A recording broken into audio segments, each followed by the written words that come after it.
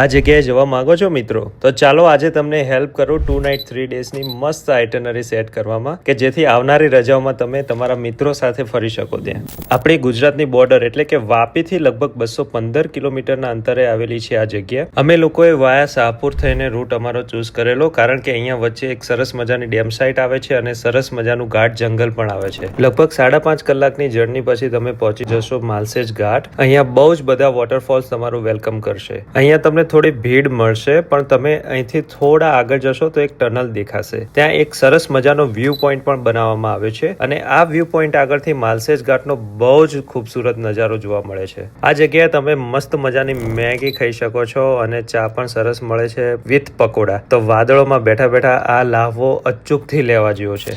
અહીંથી થોડા આગળ જશો એટલે તમને સ્ટેના સારા એવા ઓપ્શન્સ પણ મળી જશે. અમે આ કેમ્પ સાઇટમાં રોકાયા હતા, જેનું લોકેશન બહુ જ મસ્ત હતું. બીજા દિવસ તમે કાળુ વોટરફોલનો ટ્રેક કરી શકો છો. આ દિવસ આખો કાળુ વોટરફોલ માટે આપજો. કાળુ વોટરફોલ ઇન્ડિયાનો 3rd ટોલેસ્ટ વોટરફોલ છે અને લગભગ 1200 ફીટની હાઈટ પરથી પડે છે. તો એ નજારો જોવાનું ચૂકવા જેવું નથી. કાળુ વોટરફોલના લગભગ 2 થી 3 વ્યૂ પોઈન્ટ છે, તો તમે ગૂગલમાં ચેક કરીને જઈ શકો છો. બીજી વસ્તુ, કાળુ વોટરફોલનો ટ્રેક પણ થોડો રિસ્કી છે, તો સાથે ગાઈડ રાખજો અને ધ્યાન રાખજો. ત્રીજા દિવસે તમે રિવર્સ વોટરફોલ જોવા માટે નેને ઘાટ જઈ શકો છો. આ પણ એક સરસ મજાની જગ્યા છે. અહીં નજીકમાં તમે ભીમાશંકર પણ જઈ શકો છો. અને ખાસ નેચરમાં જાઓ છો તો પ્લાસ્ટિકનો કચરો ફેંકતા નહીં. તો સેવ કરેલો આ વિડીયોને અને શેર કરેલો તમારા મિત્રો સાથે, અને ફટાફટ ટ્રાવેલ આઇટનરી પ્લાન કરીને ફરવા માટે નીકળી જાઓ.